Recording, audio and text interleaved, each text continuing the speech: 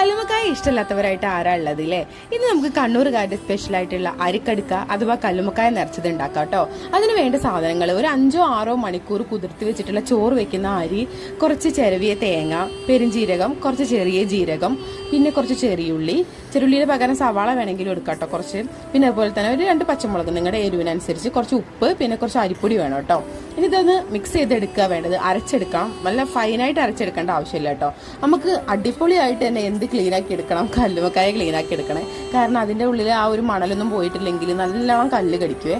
അപ്പം ഞാനത് നല്ല വൃത്തിക്ക് അത് കത്തി വെച്ച് തുറന്നിട്ട് കഴുകിയിട്ടുണ്ട് കേട്ടോ. ഇനി ഇത് ജസ്റ്റ് അരച്ചെടുത്തിട്ട് വരാം കേട്ടോ.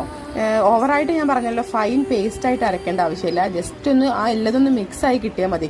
ഇതിപ്പോൾ കുറച്ച് കല്ലുമ്മക്കായ തിളപ്പിച്ച് വെച്ച വെള്ളം ഉണ്ടായിരുന്നു കേട്ടോ, കാരണം ഞാൻ ഫ്രൈക്ക് വേണ്ടിയിട്ട് മാറ്റി വെച്ചതായിരുന്നു.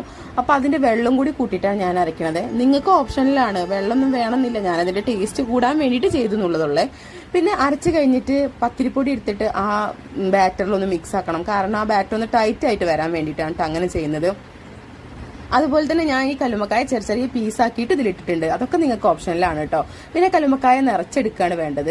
നിറച്ചെടുത്തിട്ട് നമുക്ക് സ്റ്റീം ചെയ്യണം. നിറച്ചെടുക്കുമ്പോൾ നിങ്ങൾക്ക് ഇതിൻ്റെ ഉള്ളിൽ അരി കുറച്ച് മതി എന്നുണ്ടെങ്കിൽ അങ്ങനെയും ആക്കാം. കൂടുതൽ വേണ്ടവർക്ക് കൂടുതൽ ഫില്ലിങ് ചെയ്യാം. എനിക്കിവിടെ കുറച്ച് വേണം, അതുകൊണ്ട് ഞാൻ അത്യാവശ്യത്തിന് ഫില്ല് ചെയ്തിട്ടുണ്ട് കേട്ടോ. ഇനി ഇതെല്ലാം കൂടെ നമുക്കൊന്ന് സ്റ്റീം ചെയ്തെടുക്കണം കേട്ടോ. സ്റ്റീമറിലോ ഇഡ്ഡലിത്തട്ടിലോ നിങ്ങൾക്ക് ഇഷ്ടമുള്ള സ്റ്റീം ചെയ്തെടുക്കാം കേട്ടോ. അപ്പോൾ ഏകദേശം ഞാനിവിടെ സ്റ്റീം ചെയ്തിട്ട് വരാം കേട്ടോ. അങ്ങനെ അത് അല്ല ആവി കയറി വന്നിട്ടുണ്ട്. ഇനി ഇത് തോടിന്ന് പൊളിച്ചെടുക്കണം കേട്ടോ.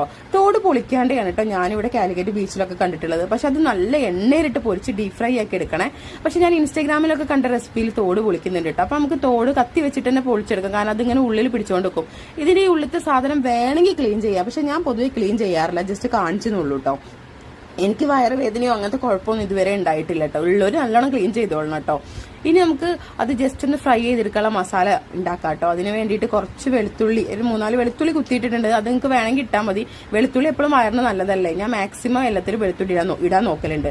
പിന്നെ കുറച്ച് കാശ്മീരി ചില്ലി, മഞ്ഞപ്പൊടി, ഉപ്പിട്ടിട്ട് ജസ്റ്റ് ഒന്ന് പെരട്ടി എടുത്തിട്ട് കുറച്ച് വെളിച്ചെണ്ണ ഒഴിച്ചിട്ട് അതിലേക്ക് കുറച്ച് കരിവേപ്പിൻ്റെ ഇലയൊക്കെ ഇട്ടിട്ട് ഞാൻ അങ്ങോട്ടും ഇങ്ങോട്ടും ഇങ്ങനെ മറച്ചിട്ട് എടുക്കാട്ടോ ചെയ്യുന്നത്.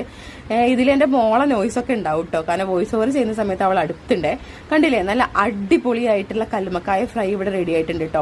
നമ്മൾ 20-30 കൊടുത്ത് പുറത്തൊന്നും വാങ്ങേണ്ട ആവശ്യമില്ല. സീസൺ ടൈമിൽ 100 രൂപയ്ക്ക് കല്ലുമ്മക്കായ വാങ്ങി തന്നെ നമുക്ക് വീട്ടിലുള്ള സാധനം വെച്ച് ഉണ്ടാക്കാവുന്നതാണ്. ഞങ്ങൾ ഈ ചാനൽ നിങ്ങൾക്ക് ഇഷ്ടമാണെങ്കിൽ ഞങ്ങൾ സപ്പോർട്ട് ചെയ്യണം കേട്ടോ. ബൈ.